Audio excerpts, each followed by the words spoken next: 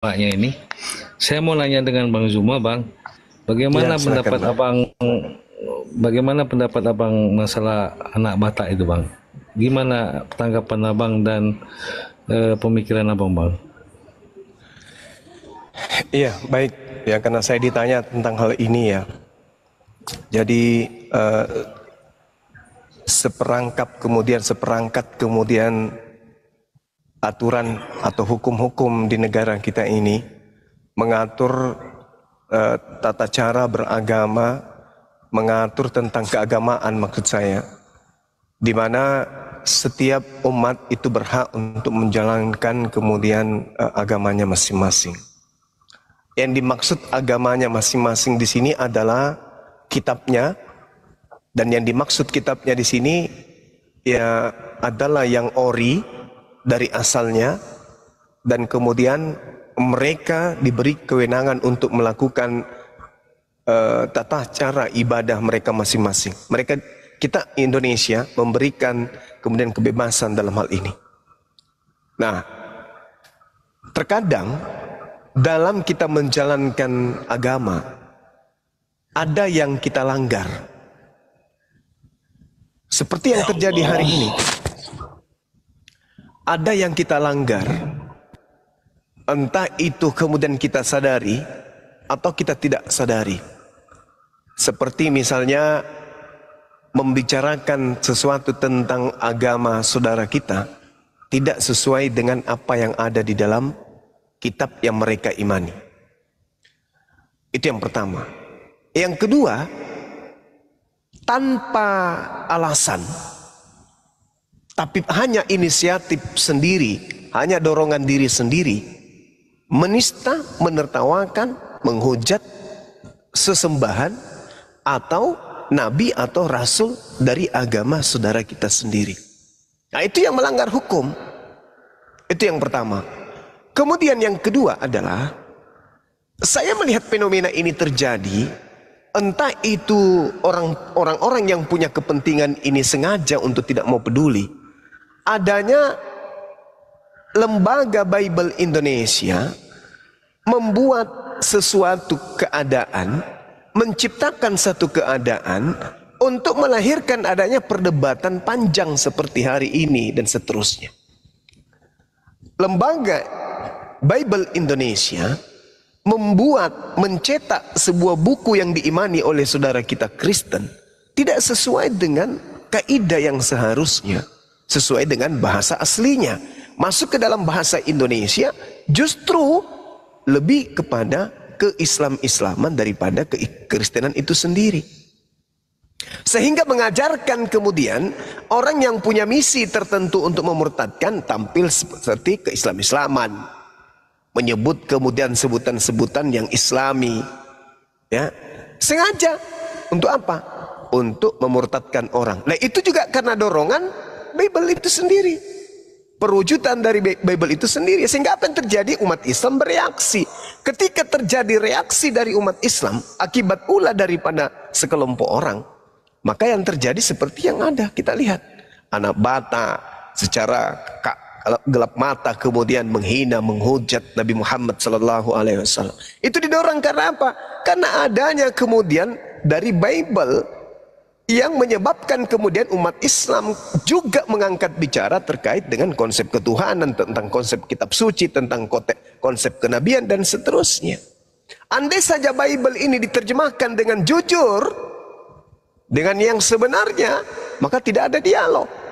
Karena tidak adanya dialog, maka tidak mungkin kemudian anak Batak dengan sengaja menghina Nabi Muhammad. Karena tak ada urusan dengan Islam. Tetapi karena ada yang memasang perangkap-perangkap ini, kemudian dialog terjadi, sakit hati, iri.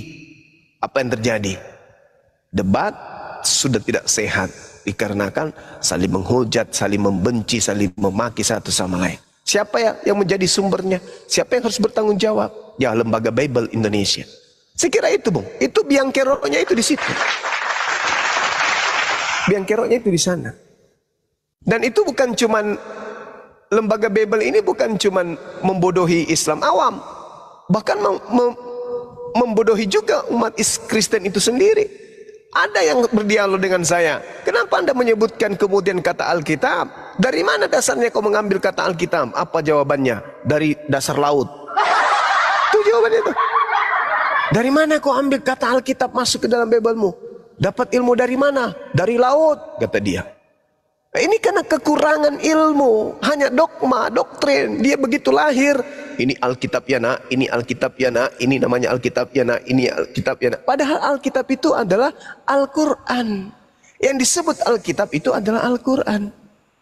Nah, ikut-ikutanlah kemudian anak-anak Kristen begitu besar menyebut Alkitab, Alkitab, Alkitab. Berhadapan dengan umat Islam yang mempunyai kitab, tanya dari mana kau dapat? Dari laut.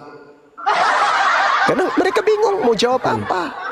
Seperti itu. Baik Bang. Jadi menurut tadi Abang bilang yang anak Batak tidak pada porsinya menjelaskan akidah orang. Sementara maaf Bang ya, Abang Zuma sering bilang nonot Yesus dipergunakan untuk apa, itu udah nyalahi aturan juga dong Bang. Bagus. Betul nggak, Bang? Bagus sekali, bagus. Betul. Jadi gini. Nah.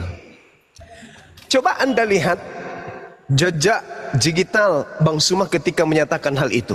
Pasti diawali dengan penghinaan kepada baginda Rasul Muhammad SAW.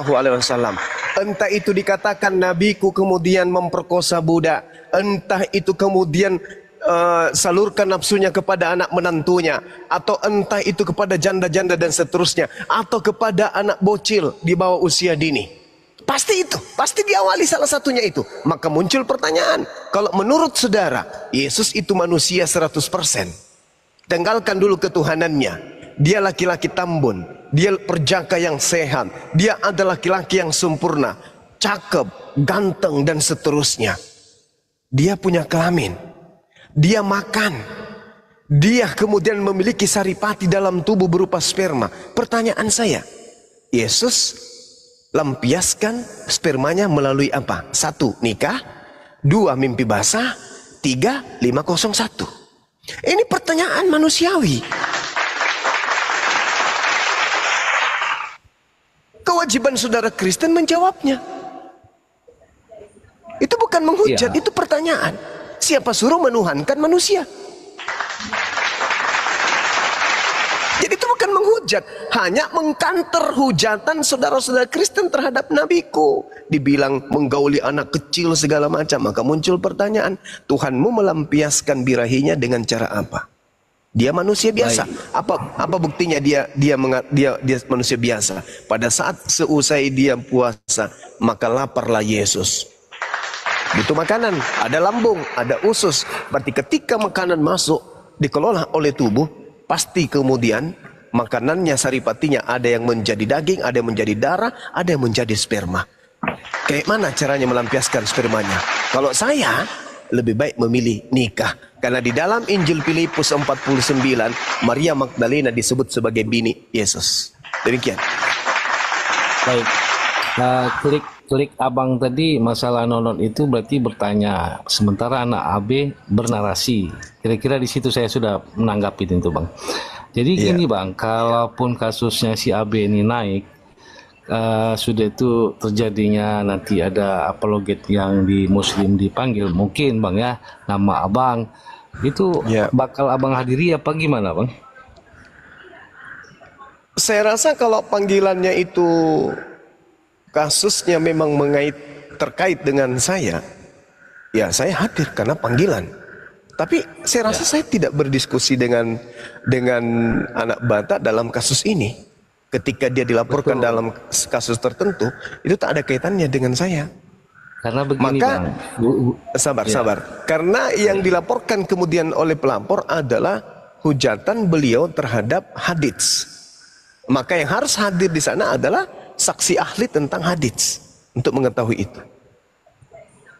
Bukan Bang, jadi gini Bang, sumber semua apologet yang baik Kristen maupun Muslim, Abang kan pentolannya nih seperti kayak Gurunda panggilannya kan Bang Zuma.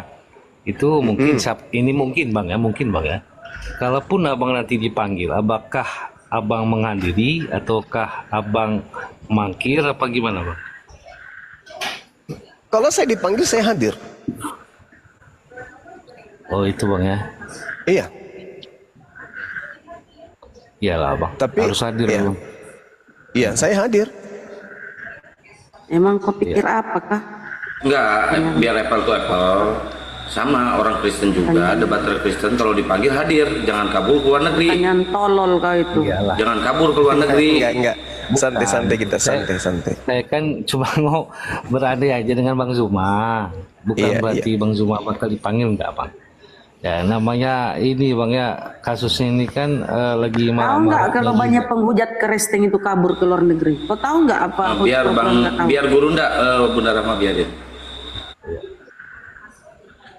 Saya hadir bang untuk mempermudah kemudian proses hukum di negara ini. Saya hadir. Insya Allah saya hadir. Boleh sedikit Bang Juma? Iya, Mungkin silakan. terkait yang disampaikan Hunter ini, kebetulan saya di Sumatera Utara.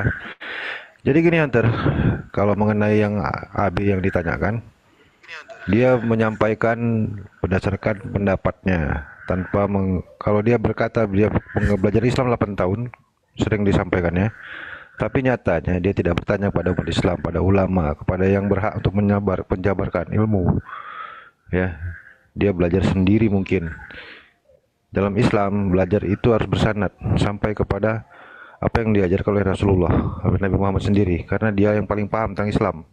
Bukan siapa yang membuat link-link ataupun artikel-artikel liar, bukan itu. Islam tidak belajar kepada artikel-artikel liar atau orang-orang yang berpikir sendiri, tidak. Semua bersumber dari Nabi Muhammad. Dan di Sumatera Utara kajian-kajian itu banyak. Kalau mau bertanya masjid banyak.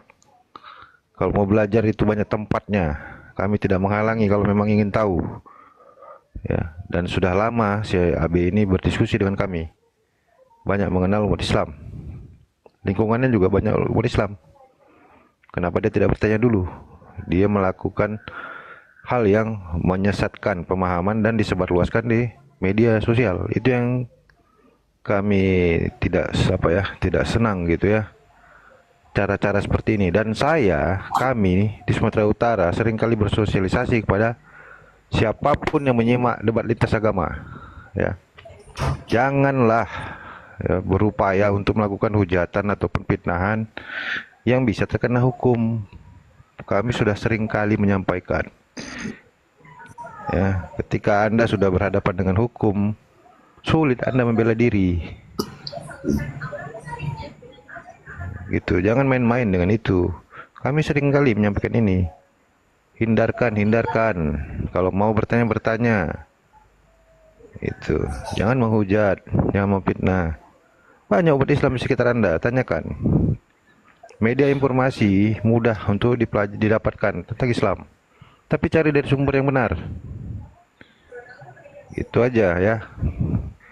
Jadi jangan mempertanyakan sesuatu tanpa Anda berupaya untuk memahami dulu. Di mana usahanya untuk belajar gitu. Belajarlah. Gitu aja mungkin. Lanjut. Silakan Ustaz Juma. Oke, baik bang. Jadi kalau masalah ini kan ya lagi viral-viral, wajar aja saya bertanya sama Bang Zuma, karena Bang Zuma di sini kan termasuk guru besarnya API. Nah, kenapa AB sampai berdiskusi dengan Ustadz Yusuf, kan Ustadz Yusuf kan API juga ya kalau nggak salah. Nah, jadi wajar saya bertanya, kalaupun kasus ini naik, Gurunda Zuma dipanggil, kira-kira bersedia apa enggak? Itu aja kok. Berandai-andai ya, bukan berarti itu. Itu aja kok pertanyaan saya. Oh, pikir kayak orang Islam itu pengecut, nggak kayak kalian. Bukan. Mbak. Saya bukan menjustis. Ya, makanya saya senang ngobrol sama Bang Zuma. Bang Zuma ini jiwanya besar, dia nggak sensitif orangnya. Makasih Bang ya jawabannya Bang ya. Sehat terus, maju terus sapi Bang ya. Amin. Makasih. Oke, terima kasih Bang. Makasih Bang. Makasih Bang. Izin turun Bang. Oke, siap. Halo, assalamualaikum Bang Juma. Waalaikum saudaraku. Ya Bang Juma, saya dari Batam ini Bang Juma. Dari? Kristen Muslim Bang, Arba. Muslim. Saya dari Waalaikumsalam warahmatullahi wabarakatuh. Assalamualaikum. Jadi Bang Juma ini udah lama saya ikuti Izin, aku izin dulu, Gurunda. Boleh kuputar si Sopi Katul itu yang menginjak Al-Quran atau enggak usah ya, Gurunda? Boleh, boleh. Saatnya Ingin kali sekarang aku kasih kita. tengok mereka itu ya, yang menginjak Al-Quran kemudian kabur. Lanjut dulu Bang, aku cari dulu. Ya, Andai kali kalian berkata gitu sama Gurunda. Silakan Bang Arbah, lanjut. ya Bunda. Terima kasih. Saya hanya mengucapkan terima kasih. Saya baru ini bisa langsung ngomong dengan Bang Juma. Ya, saya sangat berterima kasih atas edukasinya selama ini kepada umat Islam hingga bisa memperkuat keimanannya. Gitu Bang Juma. Ya, jadi ada manfaatnya kami ada, Bang.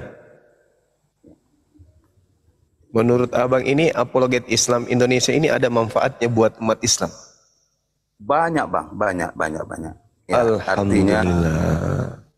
artinya selama ini saya kan juga banyak juga berkawan dengan saudara-saudara Nasrani. Mereka juga ya artinya sebagian aja yang apa, yang kadang-kadang suka menghujat itu karena kebencian aja di hatinya.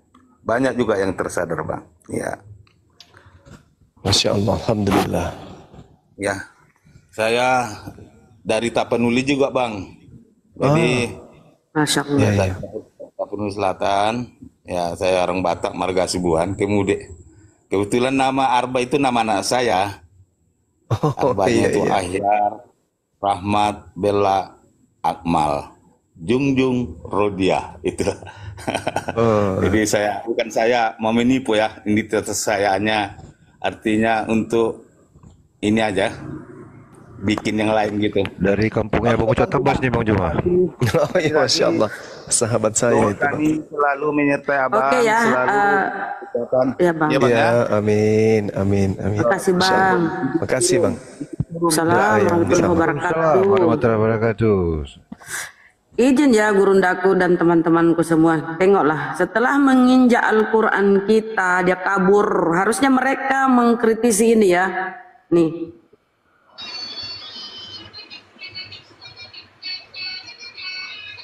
Manusia, jawab Pak.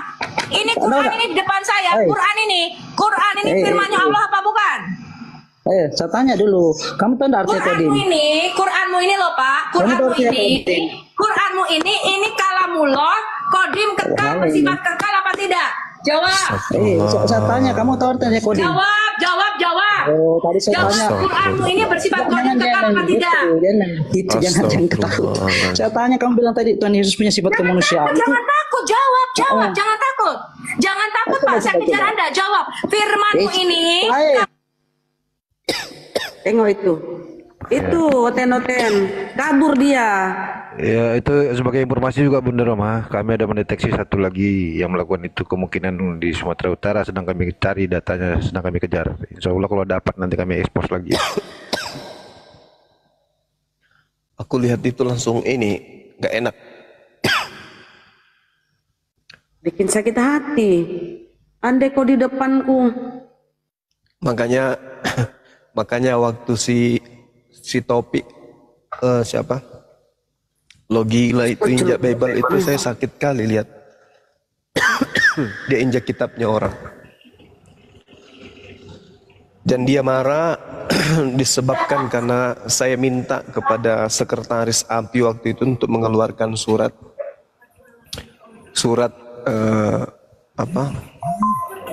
mengutuk keras perbuatan yang injak Bible.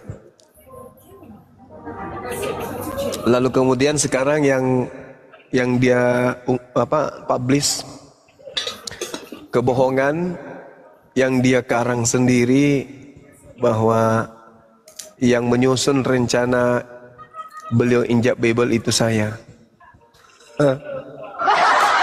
Dia anggap bahwa netizen itu bisa dikibulin, bisa dibodoh-bodohin dengan kebohongannya dia, dengan fitnahannya dia. Tapi orang seperti ini, sahabat-sahabat, saya ambilkan air segelas, lalu kemudian baca basmalah, aku minum dan kuusap dada. Mudah-mudahan Allah tidak memberikan azab kepada beliau. Memfitnah bini saya, orang yang sudah meninggal dunia. Dan alhamdulillah sampai hari ini Allah menjaga anak-anak saya. Sampai anak-anak saya itu tidak ada di antara mereka yang mengetahui perbuatan si logika ini. Alhamdulillah.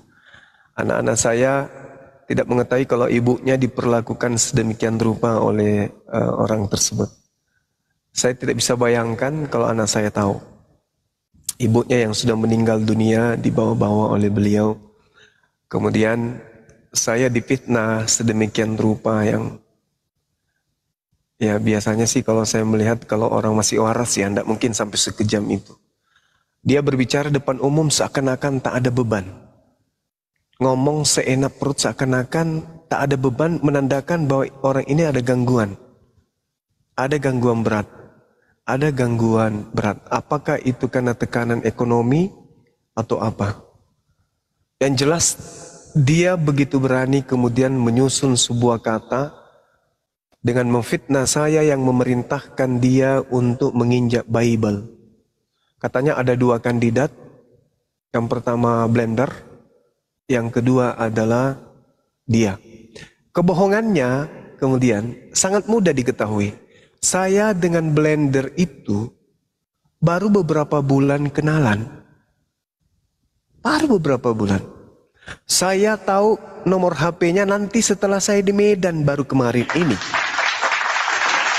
Baru kemarin, baru saya tahu ketika saya di Medan. Bulan kemarin baru saya tahu nomor HP beliau. Ya bulan ini ya, kalau nggak salah saya di Medan. Baru saya tahu nomor HP Blender. Tapi kejadian injak Bible itu udah berbulan-bulan lalu. Ada setahun kali ya, beliau itu injak Bible, teman-teman. Ya lebih kurang segitu, setahunan. Nah, berarti sebelum dia nginjak Bible, sejatinya saya sudah kenal sama Blender. Gila tuh. Katanya saya dipilih 2. Karena Blender tidak bisa buka kamera, maka jatuh pilihannya ke saya. Wow, keren. Saya kena peringatan ya bang. Ini akun saya satu-satunya. Iya, turun dulu ya. Turun dulu, terus naik lagi. Aku nih ke band baru-baru ke band, ya Allah ya Rabbi. Ya, buat teman-teman tolong dong di tab layar ya teman-teman biar komalnya kuat, komalnya tidak ada peringatan apapun. Tolong dibantu tab layarnya teman-teman ya. Akun Gurunda cuma satu-satunya, tinggal yang itu ya. Jadi kalau misalkan akun Gurunda kena banned ya nggak ada lagi akun, nggak bisa lagi live ya. Tolong dibantu ya tab layar sampai HP Anda minimal retak dulu ya layar HP-nya. Kalau udah retak beli baru, yang itu yang retak kasih ke saya ya. Sampai 1M, sampai 1M. Ayo teman-teman semangat. Akang paling cakep, paling kacep. Namanya juga usaha. Lanjut sedikit lagi ya teman-teman. Lanjut. Jadi munculnya itu cerita itu entah dari mana ya, setan apa yang merasuki beliau sampai dia bangun cerita Bang Suma yang memerintahkan dia itu menginjak Bible. Nah, kebohongannya itu bisa dilihat dari yang kedua. Apa itu? Ketika kemudian dia datang, Masya Allah. Ketika ia datang kemudian di Komal di mana saya waktu itu sedang berdialog, dia datang ingin klarifikasi. Ngamuk-ngamuk kan? Sempat terjadi ribut kecil kan waktu itu. Andai saja saya yang memerintahkan dia menginjak Bible, harusnya dia naik apa yang dikatakan, hei Suma, saya melakukan itu karena kau yang menginjak, karena kamu yang perintahkan. Ya kan? Benar nggak? Sekiranya waktu itu memang betul-betul saya memerintahkan dia pada saat kisru waktu itu, itulah kalimat pertama yang dia lontarkan ketika dia naik ke Komal. Nah, tapi apa yang dia katakan waktu itu saya masih ingat, tapi videonya ada videonya di channel Zulkifli Ma'bas. Apa yang dikatakan waktu itu sama saya? Kamu tahu latar belakangnya? Apa? Kamu tahu dasarnya saya kemudian menginjak Bible? Apakah kalian tahu apa dasarnya, apa yang mereka lakukan di Komal mereka sampai saya injak Bible? Apakah kalian tahu apa penghinaan mereka terhadap Islam sampai saya injak Bible? Saya ditantang waktu itu. makanya saya injak. Nah, andai saja yang merintahkan itu saya, maka waktu itu juga dia akan mengatakan, bukankah kau yang memerintahkan aku? Nah, inilah ya, jadi secerdas-cerdasnya kemudian monyet meloncat, ya, si monyet pasti ketahuan kalau itu berbohong, ya teman-teman. Tapi karena saya kemudian pikir orang ini ada kelainan, ya udahlah, ngapain digubris orang yang tidak bermoral kayak gitu, orang yang tidak punya attitude, tidak punya tidak punya akhlak. Bagi saya anggap dia itu orang ada gangguan jiwa gitu. Bagi saya ya, terlepas dia itu betul-betul sakit, ya silakan aja pergi periksa dan lihat ininya, hasilnya. Sakit hati, iri dan dengki. Robin, selamat malam Robin. Kristen. Ya, assalamualaikum warahmatullahi wabarakatuh. Oh, saya kenal Ya, ini Kristen, yang gimana, menuhankan penyembah Roh Kudus ya Bang ya. Ini menarik. Silakan Bang. Jadi ini denom baru Gurunda, denomnya namanya penyembah Roh Kudus. Nah, silakan Bang.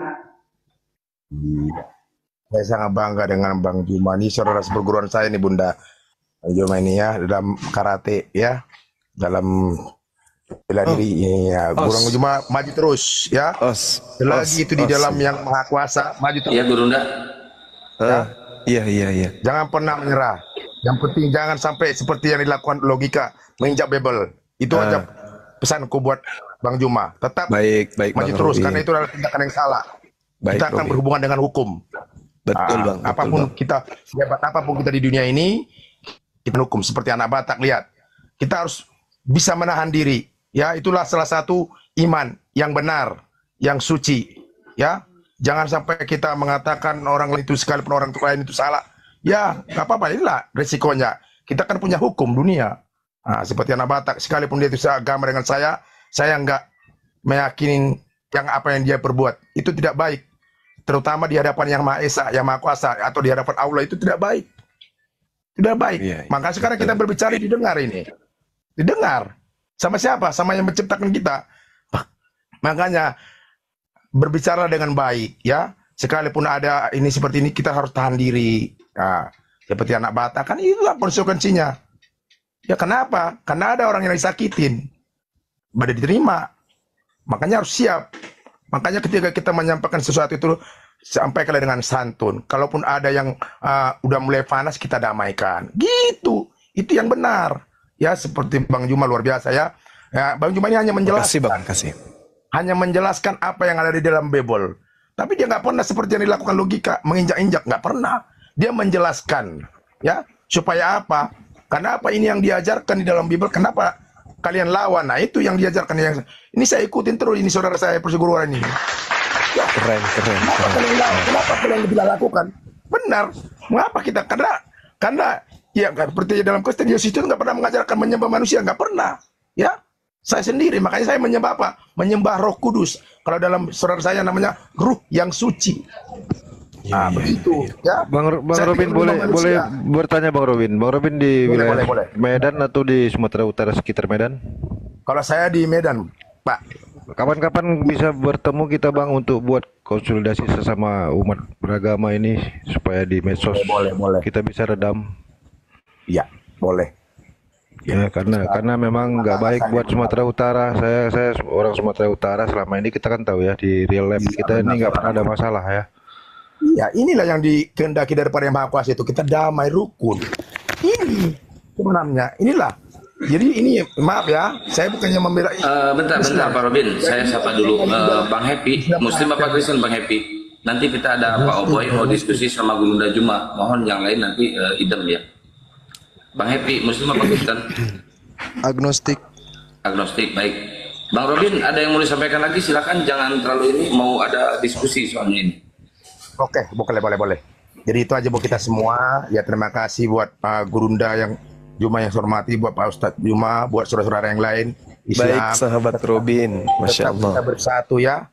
Kita ini Siap. NKRI ya, tetap bersatu apapun masalah keyakinan kita, biarlah Yang Maha Kuasa yang menilai itu nanti.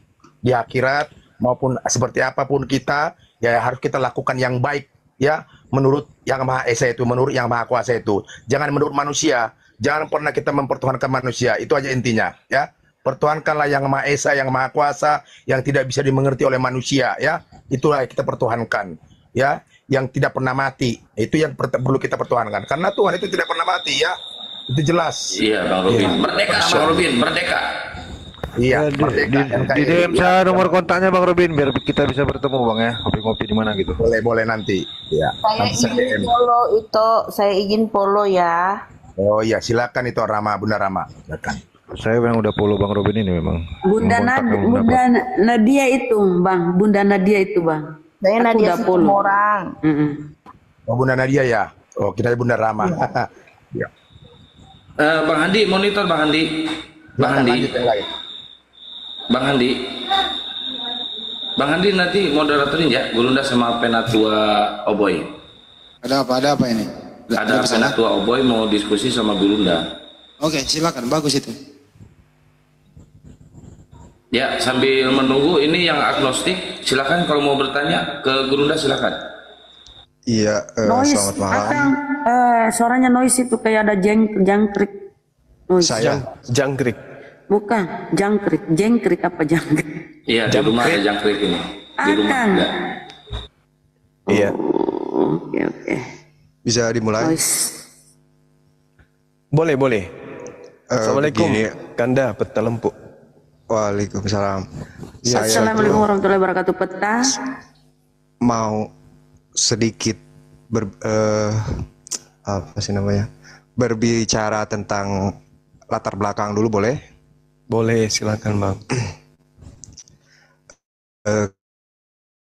Saya KTP saya Kristiani, namun saya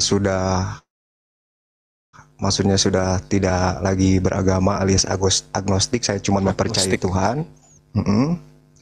Karena ya saya sudah mempelajari dan menurut saya itu tidak masuk akal sih sebenarnya. Kalau maaf nih kalau ada di bawah teman-teman Kristiani, namun ini pendapat saya gitu ya. Nah, saya itu sering lihat sekarang tuh di TikTok banyak sekali yang live antara yang Kristen menjelek-jelekan Islam, yang Islam menjelek-jelekan Kristen. Terus makin saya yakin lah ini kok agama seperti ini. Maksud saya itu kan kalau agnostik itu kan percaya satu Tuhan saja, tidak agamanya.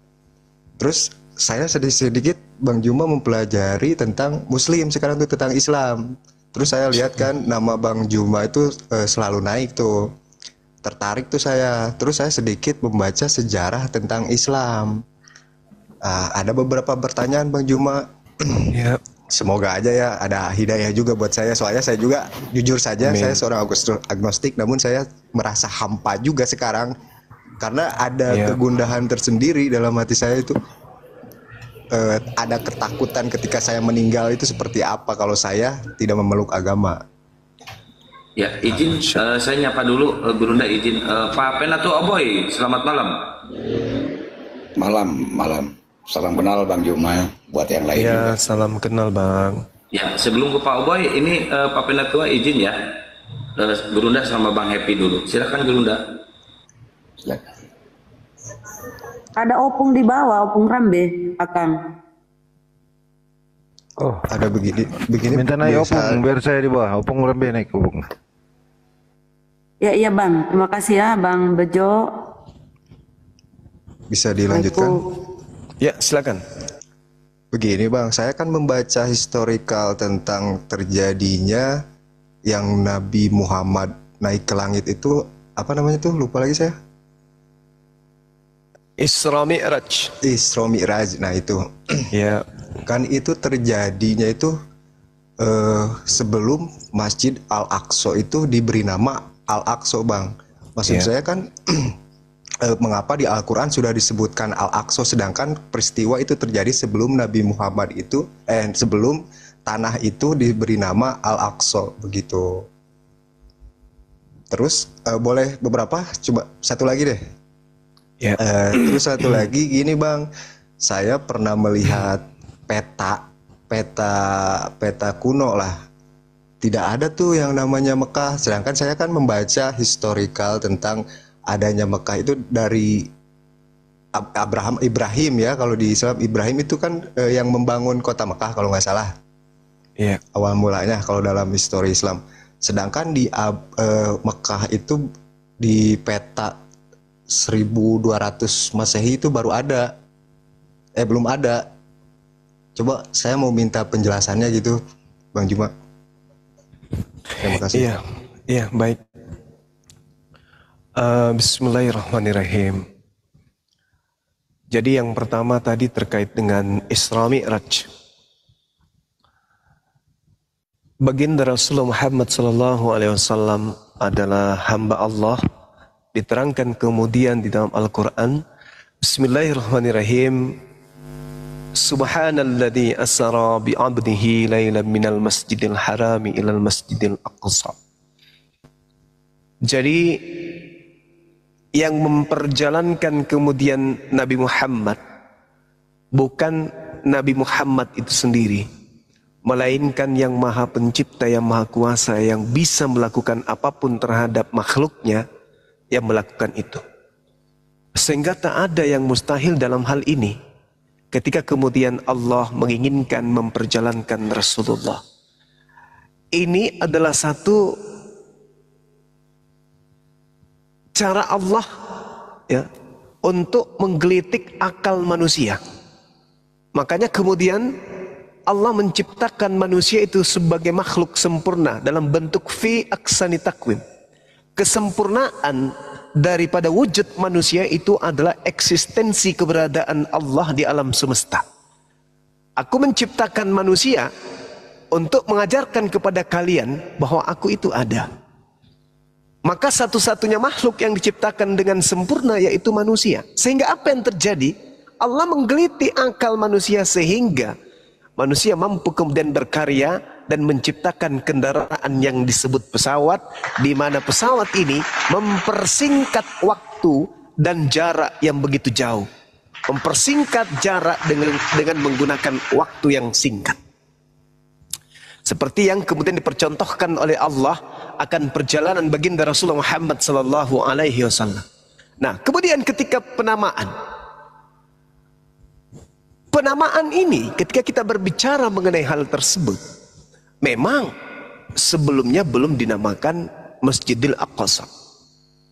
Tapi pada dasarnya kemudian hari ini kita mengenalnya dengan Masjidil Aqsa. Tak ada permasalahan di situ. Sama seperti ketika kemudian di dalam Bible ada nama sungai yang ada di Eden, taman di Gan Eden, ada 4 nama sungai. Tapi kemudian nama sungai itu juga ada tertulis di dalam Bible yang merujuk kepada apa yang ada di peta dunia. Nah, sama seperti itu. Yang diterangkan dalam Al-Quran itu adalah ada apa yang sesuatu yang sekarang ada, kita lihat adanya Masjidil Aqsa. Jadi itu bukan sesuatu yang menurut saya pribadi dan menurut umat Islam dalam kaidah Islam bahwa itu bisa menggugurkan kebenaran daripada Isra Mi'raj yang terjadi atas baginda Rasulullah Muhammad SAW. Kemudian yang kedua, Al-Quran kemudian mengajak umat manusia untuk berfikir. Afala ta'qilun, afala tatafakkarun. Kalau segala sesuatunya kemudian dijabarkan oleh Al-Quran, dijabarkan dengan begitu mudahnya kepada kita manusia, terkait dengan pertanyaan saudara tentang adanya kota Mekah, dalam peta bla bla bla dan seterusnya, maka akal kita ini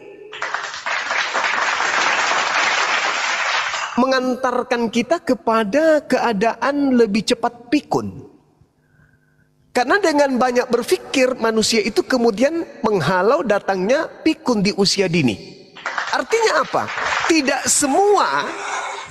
semua yang ada itu harus diterangkan tanpa kaidah. Harus diterangkan kemudian tanpa berpikir. Harus diterangkan kemudian dijabarkan, diperlihatkan oleh Allah tanpa kemudian manusia itu mencari. Jadi tidak semuanya ketika Anda mengatakan di sini ada di tahun sekian kok tidak ada nama Mekah di sana dan seterusnya. Tapi ada satu hal yang menarik terkait dengan Nabi Ibrahim alaihissalam dan kota Mekah. Ketika kemudian diceritakan di dalam Al-Quran bahwa mula-mula rumah yang didirikan oleh Allah adalah Baitullah bersama dengan anaknya Abraham, yaitu Nabi Ismail alaihissalam. Ada hal yang kemudian yang menarik di sini sebagai apologet Islam untuk dikaji. Apa itu? Ketika kemudian Nabi Ibrahim keluar pertama kali meninggalkan kota Mesir menuju wilayah Negeb. Negeb itu berarti wilayah selatan dari kota Mesir. Artinya Nabi Abraham menuju kepada area Mekah. Di sanalah kemudian dia pertama kali mendirikan Baitullah atau Baitel atau kemah pertemuan dengan Elohim. Kalau ini pun dibantah, maka mungkin teman-teman Yudaism bisa memberikan data akurat di mana saat ini mata sumur El Eroi dan di mana kemudian Faran, lalu kemudian di mana bait yang pertama kali didirikan oleh Abraham. Jadi tidak semua yang diterangkan oleh Al-Quran itu harus seketika ini terlihat. Dunia masih panjang, kehidupan kita kemudian masih panjang ke depan. Apa yang diurai oleh ilmu pengetahuan hari ini terungkap dari Al-Quran sekian persen. Masih banyak sekian persen isi Quran itu yang belum terungkap di atas muka bumi ini. Coba kita lihat bagaimana Al-Quran yang menuliskan tentang adanya api yang berkobar di dasar laut. Bagaimana kemudian Al-Quran mengurai tentang embrio. Bagaimana Al-Quran mengurai tentang sidik jari. Dulu sebelum ilmu kedokteran mengungkap tentang sidik jari, apa yang diterangkan oleh Al-Quran itu masih sesuatu yang sifatnya hanya informasi yang kita tidak bisa membuktikan mana kebenarannya, mana tentang sidik jari, mana tentang DNA ini yang dimaksud Al-Quran. Tapi dengan berjalannya waktu, rupa-rupanya apa yang ditemukan oleh ilmu kedokteran hari ini terkait dengan sidik jari itu sudah diterangkan dalam Al-Quran. Begitu juga tentang Mekah, begitu juga tentang wilayah-wilayah yang diceritakan kemudian dalam Al-Quran dan apa yang diungkapkan oleh ilmu pengetahuan saat ini. Itu akan berkesinambungan nantinya. Makanya Al-Quran itu kalau kita lihat, dia tidak pernah ditinggalkan oleh ilmu pengetahuan. Justru semakin pengetahuan ini bertambah, Al-Quran semakin mengiyakan. Dan sudah dituliskan 1400 tahun silam. Jadi kalau Anda bertanya, mana kota yang disebutkan dalam Al-Quran bahwa mula-mula Ibrahim datang ke Mekah, mendirikan kemudian Baitullah, itu saudara tidak temukan? Ya, justru kalau saya melihat orang-orang pemegang kitab terdahulu itu tidak bisa menunjukkan titik di mana kemudian Nabi Ibrahim bersama Nabi Ismail ketika Hagar dilibatkan di dalam menemukan sumur El Eroi ini. Itu tidak ada. Berarti satu-satunya kandidat adalah Mekah Al-Mukarram. Demikian. Terus begini nih, saya sebelumnya mau minta izin dan minta maaf yang sebesar. Mau menambahkan Bang Zuma, boleh? Iya, silakan. Mungkin boleh ya, Bang Pia. Boleh. Tadi nanya soal map. Iya. Izin ya. Iya, Abang dibesarin.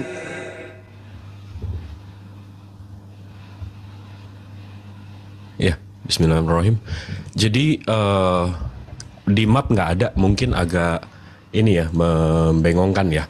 Jadi kalau kita buka ini peta Ptolemy tahun 150, berarti abad 1 ya. Ini Ptolemy geografi. Ini saya ambil dari bible.ca. Ya, di sini kalau kita lihat ada namanya Makoraba.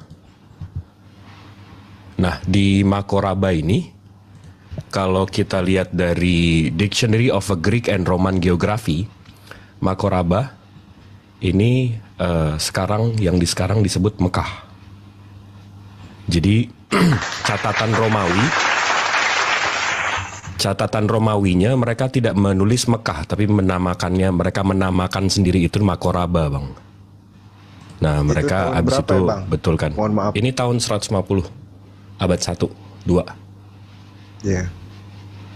Habis itu kalau memang mau ada lebih mundur daripada ini lagi, karena klaim kita kan Mekah itu ada dari zaman dulu kan. Kalau kita baca Keluaran 51, kemudian Musa dan Harun pergi menghadap Firaun, lalu berkata kepadanya, beginilah firman Tuhan Allah Israel, biarkan umatku pergi untuk mengadakan perayaan bagiku di padang gurun. Nih, untuk mengadakan perayaan. Kalau kita baca interlinearnya, thus Pharaoh unto and said and Aaron Moses and afterward they may hold feast.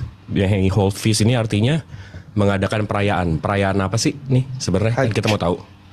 Nah, begitu kita lihat interlinearnya, kata per katanya, di sini dibilang to make a pilgrimage, ziarah, to make a pilgrimage. Nah, begitu kita baca di sini, make pilgrimage, keep a pilgrimage, Arabiknya hajj, betake oneself to or towards an object of reference, make pilgrimage to Mekah.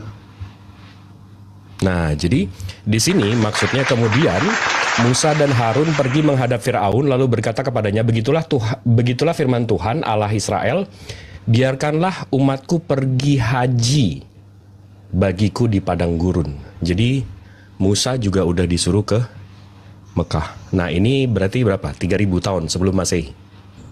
Ya. Ini dari Bible Hub ya. Bukan dari keislaman. Silakan, abangku.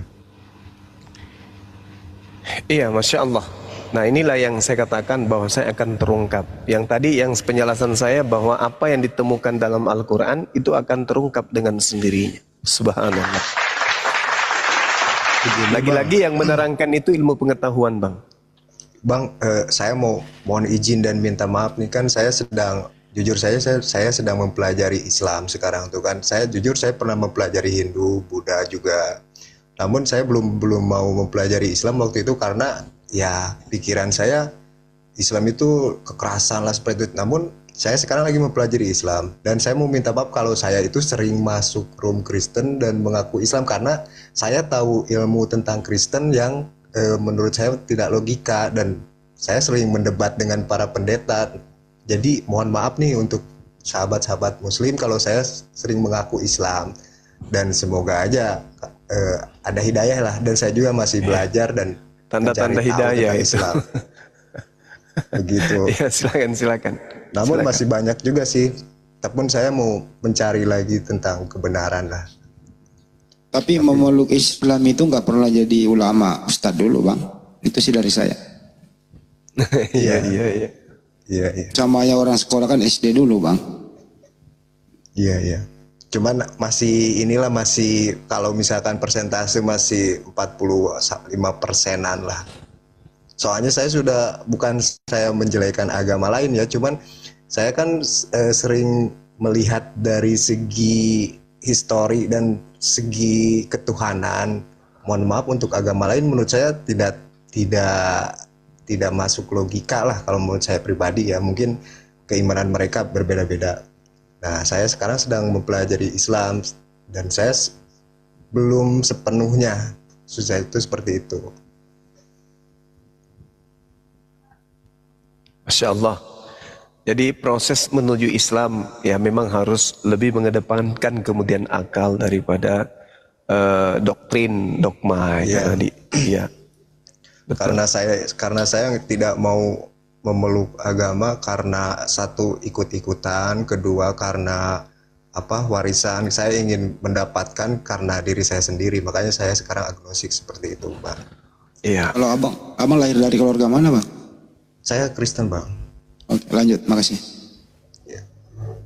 Ya mungkin segitu dulu, Bang. Mungkin silakan lanjut dulu dengan yang lain. Saya juga akan mencari apa sih yang nanti mungkin saya bisa masuk room sini lagi dan bertanya lagi apabila saya tidak menemukan jawaban tentang Islam. Mungkin kalau yang tadi sudah terjawab, terima kasih, sangat lengkap, dan saya bisa membedakan gitu mana yang room yang gacor, nggak jelas gitu ngejelasinnya. Bukan saya menjelekan tapi emang itu fakta, itu dia menjelaskan tapi dengan adu mulut saya tidak suka, Pak. Saya paling tidak suka kalau seperti ini ada, mungkin ya semoga dah ada hidayahnya.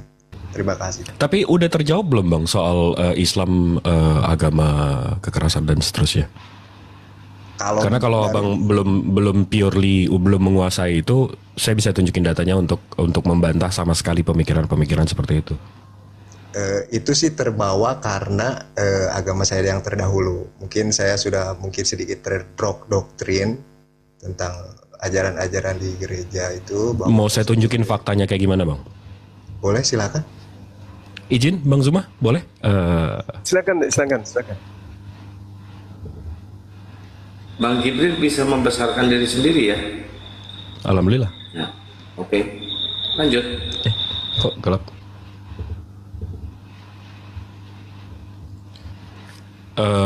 Ini saya ambil dari independent.uk. Ini Times-nya London. Dia membahas violence more common in the Bible than the Quran. Text analysis reveal. Jadi ada text analysis membahas tiga kitab ini Bang. Di sini dijelaskan bahwa dan penghancuran lebih sering dirujuk dalam Perjanjian Baru 2,8% dibandingkan dalam Al-Quran 2,1%. Namun Perjanjian Lama jelas memimpin lebih dari 2 kali lipat dari Al-Quran dalam penyebutan penghancuran dan 5,3%. Jadi 5,3% Perjanjian Lama, Perjanjian Baru 2,8%. 8,1% isi Biblos itu dan kehancuran. Sementara Islam itu nggak sampai seperempatnya, 2,1.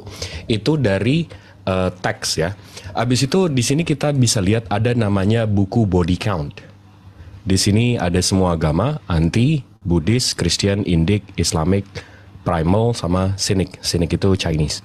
Nah, di buku ini ada semua data perang 2000 tahun terakhir. Kita bisa lihat perang apa, totalnya berapa. Jadi kalau kita baca nih, kita baca dikit aja. Eventnya, estimasi ke meninggalan, event type-nya sama agama pelaku. Ya. Di yang total di atas 10 juta, 2000 tahun terakhir ya. Kita lihat ya pelakunya. Christian, Islamic 1. Habis itu yang totalnya di bawah 2 juta, Christian,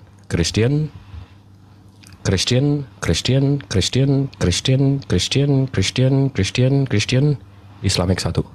Nah, kalau kita sum up 2000 tahun terakhir, di buku ini dijelaskan bahwa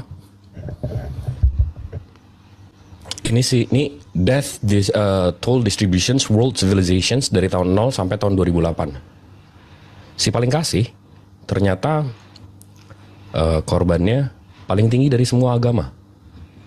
Dan yang dituduh teroro itu nggak sampai 1/5-nya. Itu baru perang. Kalau perang kan ngelawan. Kalau ini genocide. Genocide ini orangnya nggak ngelawan. Ini simply pembantaian.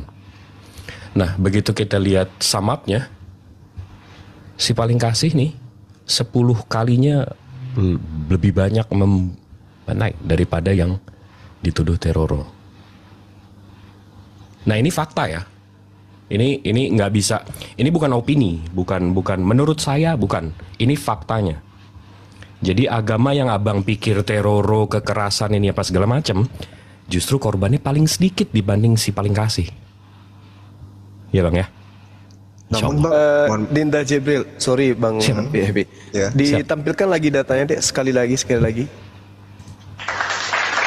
Sekali lagi diperlihatkan data barusan. Dari awal. Oh, dari awal. Oke. Jadi di sini ada namanya body count. Soalnya banyak yang baru pakai ambil kacamata baca. Ada yang berdiri cepat dari kursinya untuk melihat, memperhatikan betul-betul. Ada yang tadinya baring-baring langsung duduk untuk menyaksikan ini. Serius katanya. Ya udah, diulang. Linknya jadi apa di sini sekalian saya cari juga. Kalau nama bukunya Body Count yang ngeluarin University of Louisville, universitas di Louisville di US. Louisville tulisannya. Body Count ini dia melihat perang atau korban perang itu dari semua ajaran, anti-theist, Buddhist, Christian, Indic, Indik ini India, Nepal, Islamic, Middle Eastern, Primal Indigenous. Indigenous ini yang suku, kesukuan. Scenic ini Chinese. Nah, mereka mencatat semua perang yang terdaftar 2000 tahun terakhir, dari tahun Jebot sampai tahun 2008. Nah, di sini ada eventnya, ada total estimate kematiannya, jenisnya, sama agama pelaku. Ya. Di sini dari yang plus 10 juta, korbannya di atas 10 juta, habis itu di atas 500 ribu, di atas 250 ribu, dan seterusnya. Ini kita baca yang paling gede aja. Dari agamanya ya. Christian, Islamic. Habis itu yang korbannya 2 juta, Christian,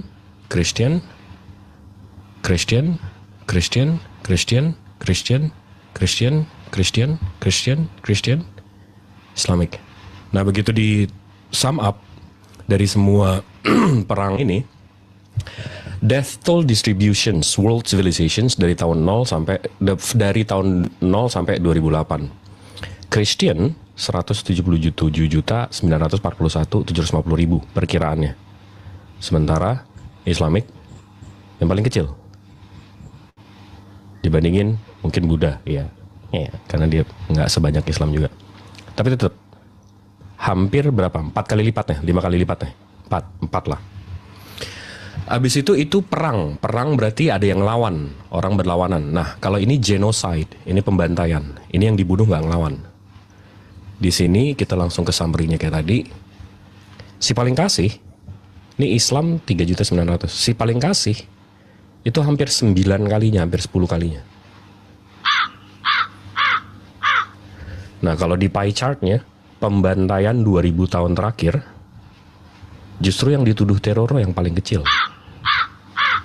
Si paling kasih justru ini kalau pemilihan presiden udah 1 putaran ini. Jadi narasi Islam itu agama ini itu ya sekarang simpelnya gini aja Bang. Di mana satu negara di 2000 tahun atau sepanjang sejarah, di mana negara yang mayoritasnya Islam melakukan invasi. Bisa nggak Bang sebutin satu aja? Kalau yang terjadi di Timur Tengah, yang Oman sama... Itu sesama, bukan melakukan invasi kayak penjajahan. Itu sesama, itu perang internal, nggak ada masalah itu. Invasi Bang, invasi. Iya, ya. Nggak ada ya? Nggak ada sih. Yes. Dari situ aja kan faktanya udah jelas kan. Namun Bang, ada paham Islam yang menurut saya yang seperti bom Bali itu masih ada Islam yang radikal. Sekarang gini Bang.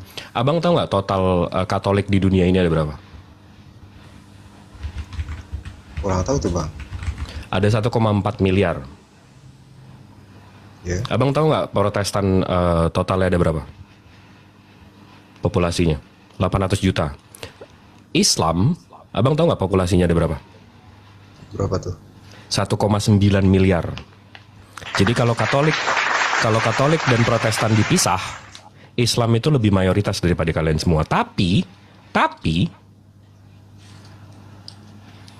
abang percaya nggak kalau semua Islam menerapkan yang abang pikir kami ini bom Bali dan segala macam, kira-kira dunia ini masih ada nggak Bang dengan 1,9 miliar yang berpikir seperti itu?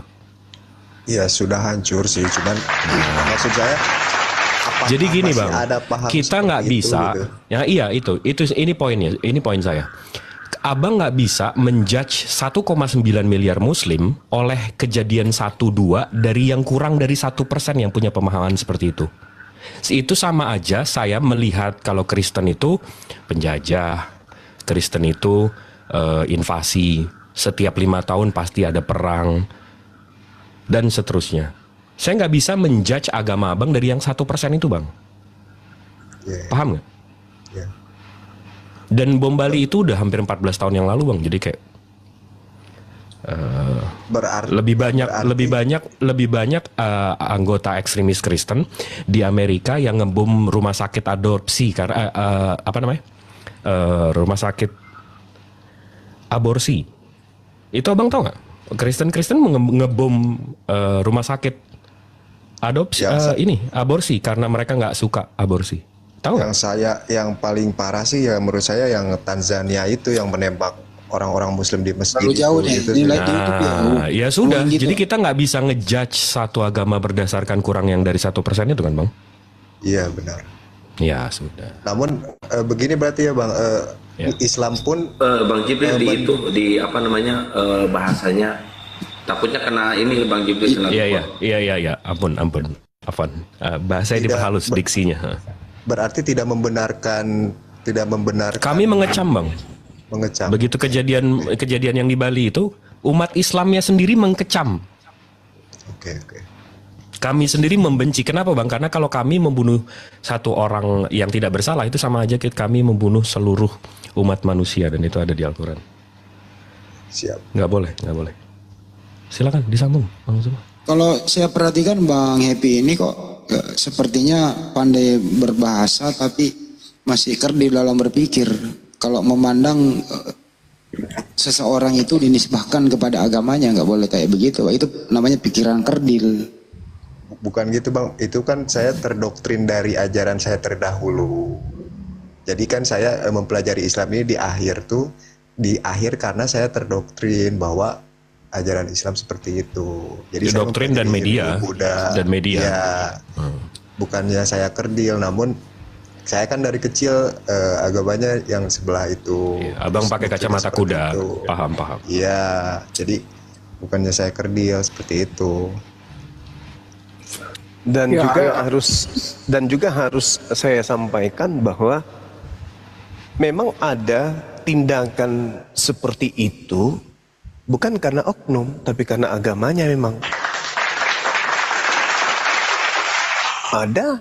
Coba baca Ulangan 20, nomor 10, nomor 11, nomor 12, nomor 13. Memang ada perintah, jadikanlah seluruh bangsa menjadi muridku. Lah kalau orang tidak mau jadi muridmu, beritakanlah Injil kepada seluruh makhluk yang percaya, baptis yang tidak percaya akan dihukum. Lah kalau tidak mau dibaptis, nah solusinya yaitu tadi. Makanya Rusuli Lubis melakukan cara apapun kemudian untuk mengkristenkan orang.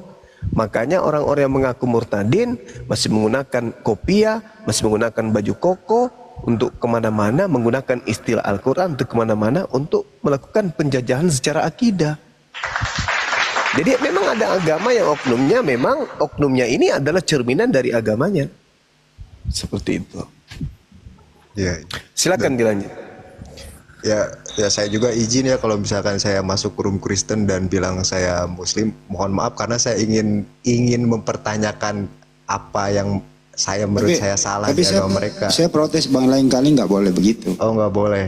Berarti nggak boleh saya kalau ditanya. Tadinya saya ingin pakai aja bendera baju Anda saja gitu. Gak usah malu-malu. Agnostik Bang. Iya pakai itu aja nggak apa-apa. Tapi itu menarik tuh Bang yang Bang Zuma bilang. Itu memang bisa dilihat dari ajarannya. Itu datanya begitu loh Bang. Datanya itu menyatakan seperti itu loh.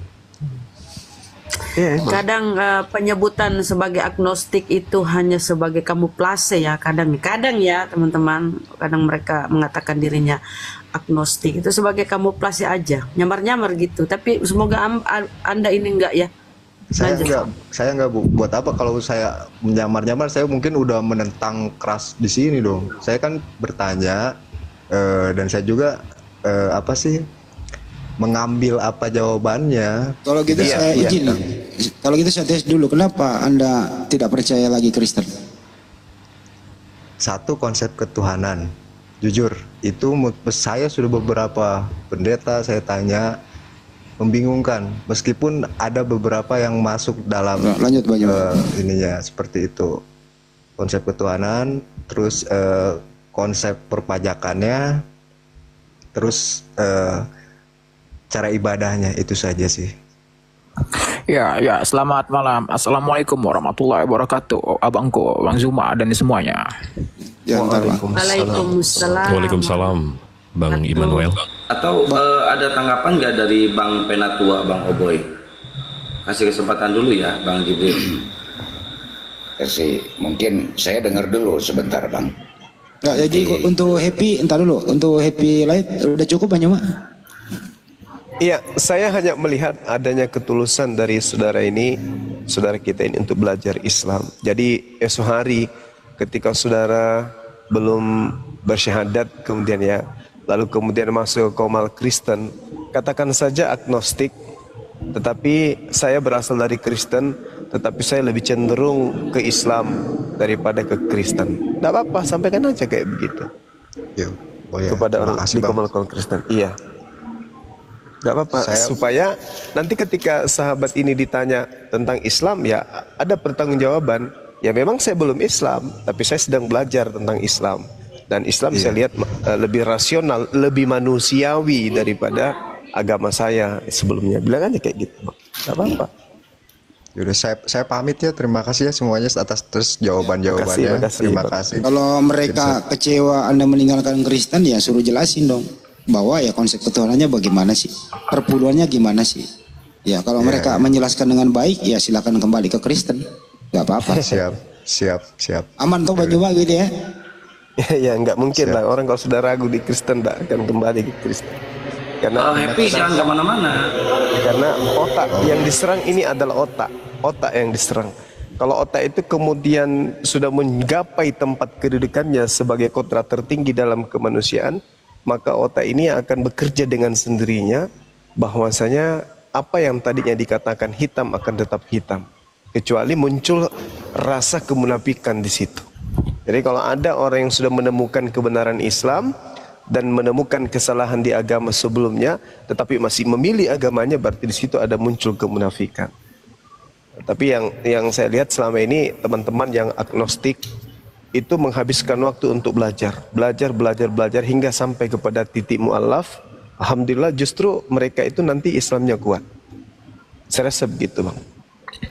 Ya Bang Happy jangan kemana-mana, mumpung ada Bang Jibril nanti ikut belajar di sini Bang Happy ya. Ya, berdasarkan kelanjutan sampai subuh tadi sama Kang Oboy alias Wa Odin. Wa Odin apa Kang Oboy aja nih namanya nih, Kang. Kang Oboy lah. Kang Oboy. Beliau sampai subuh saya, jadi beliau ingin menyambung sama Bang Juma dengan topik apa yang Anda tawarkan Bang, Kang? Ya yang kita bahas tadi malam saja, perbedaan ini sebenarnya Pak Oboy yang tadi malam itu kenapa kitab suci harus direvisi? Apakah itu bisa dikatakan suci itu? Ini menarik nih. Oke, itu Gurunda. Juma nanti. Oke. Jadi gini Bang Juma, pertanyaan dari Bang Andi tadi malam itu, masa ada kitab suci direvisi? Maka saya coba membuka sebuah tabir yang mungkin kita bukan lupa ya, tetapi sebagai manusia untuk mencari hal yang benar itu memang kewajiban kita. Tuhan Sang Pencipta itu menurunkan Nabi dan Rasulnya hingga sampai 2500 bertahap sampai akhirnya ada kejadian. Kalau di Alkitab ini ada air bah, Nabi Nuh, semuanya hilang. Nah saya bicara ke Bang Handi, berarti ada sistem yang dibangun oleh Sang Pencipta yang renew untuk mencapai ke titik sebenarnya. Jadi mungkin begitu juga kitab-kitab ini, apalagi yang menulis adalah manusia. Saya berbicara ini di kitab saya ya, karena dicetak manusia, ada kesalahan tulis segala macam. Ini bisa saya tolerir itu. Jadi materinya kira-kira tanggapan Bang Juma tentang bagaimana Sang Pencipta menurunkan messengernya agar memberi ilmu kepada umat manusia untuk mempercayai yang halik itu. Silakan Bang Juma. Iya, baik. Bismillahirrahmanirrahim. Terkait dengan pertanyaan abang kita ini ya, di dalam Al-Quran seperti yang sering saya sampaikan, dalam Quran surah An-Nahl ayat 44. A'udzubillahi minasyaitonirrajim. bil bayyinati waz zubur wa anzalna ilaika dzikra litubayyana linnas ma nuzzila ilaihim wa la'allahum yatafakkarun. Mereka para nabi, penyampai firman, kemudian diutus oleh Allah dengan membawa keterangan-keterangan berupa mukjizat dan ketetapan-ketetapan berupa kitab. Dan kemudian Allah turunkan az-zikr, Al-Quran kepadamu, agar engkau menerangkan kepada manusia apa yang telah diturunkan kepada mereka dan agar mereka memikirkan.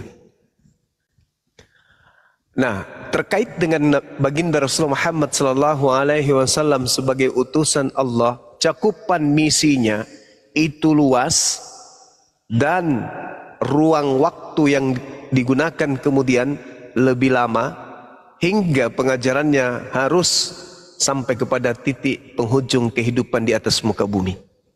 Berbeda dengan ajaran para nabi, Nabi Musa hanya pada masanya dan kaumnya. Kemudian Nabi Isa hanya pada masanya dan kaumnya. Tapi baginda Rasulullah Muhammad SAW, ajarannya kemudian, apa yang diturunkan kemudian kepadanya itu merupakan sesuatu kaidah yang harus sampai kepada seluruh umat manusia sampai hari kiamat.